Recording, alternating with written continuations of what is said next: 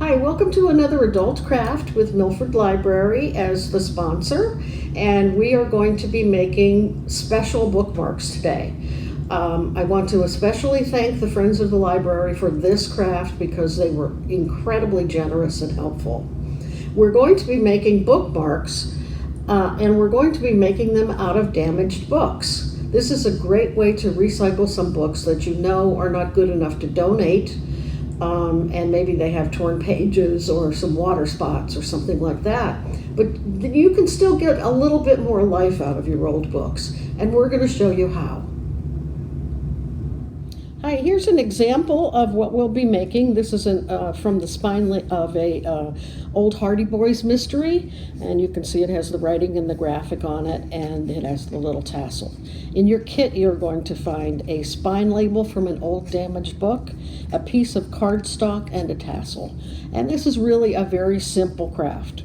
So what you're going to do is take some glue. Tacky glue is preferable, but you can use Elmer's, you can use all kinds of glue.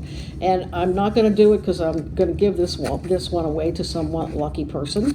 But what you would do is you would just put glue all over this. And most of the time, I say less is more with glue, but in this case, more is better. So if you just really lightly put glue all over it, and then stick it to the cardstock. So I put it on the edge, and I don't cut the cardstock first. Wait for the cardstock to trim that after the gluing is done. Now what you're going to do is you're going to actually put a big book on this, and you're going to leave it for 24 hours.